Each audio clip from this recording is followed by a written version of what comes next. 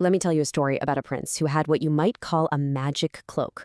But this cloak didn't make him invisible. No, this one changed how the entire world saw him, because it was woven purely from words.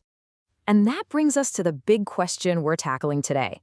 How can something as simple as the words you choose become a weapon, a disguise, and eventually a crown?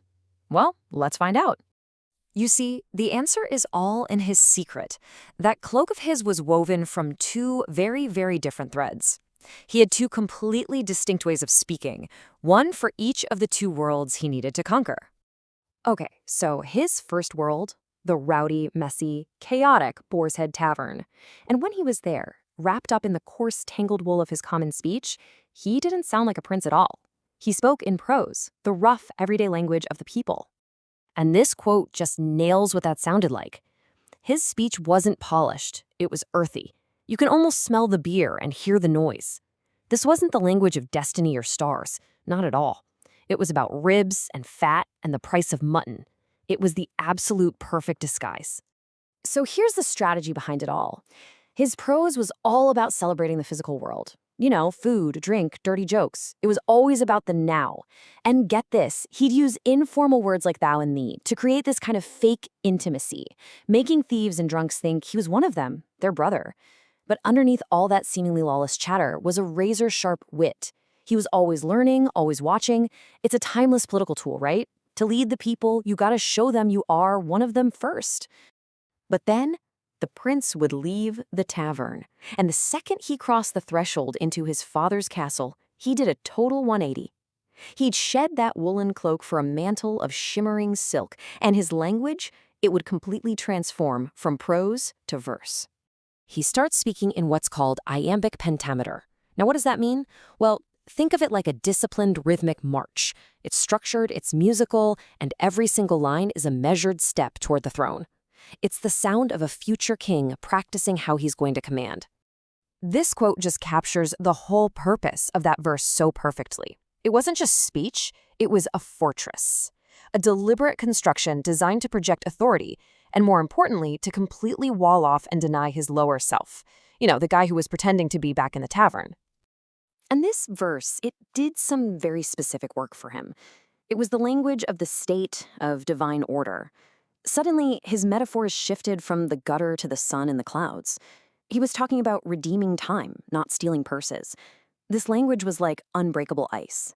It was majestic, cold, and incredibly powerful. And when you put the two side by side, the contrast is just wow. On one hand, you have the coarse wool cloak of the tavern, which is like a wild, untamed river. On the other, the silk mantle of the court is like a disciplined march. One is the language of men, the other the language of law, night and day. So you might be thinking, wasn't this prince just a huge hypocrite? Well, not exactly. This was a masterful political strategy. His ability to be two people wasn't a character flaw. It was actually his greatest strength. Because he understood this one fundamental truth. Real power isn't just about what you can do with your hands. It's about what you can say. Power is breathed out through the mouth. Control over language. That's the ultimate form of control. So here was his 3-step plan. Step 1, use prose to get inside the people's heads, to learn their secrets. Step 2, use verse to command the spirits of the powerful nobles. And step 3, by mastering both, he could become the one person who could bridge the gap between the lowest cellar and the highest mountain in his kingdom. And this is what he achieved.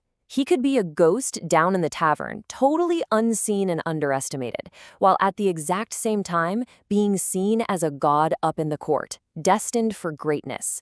He literally occupied two different worlds at once.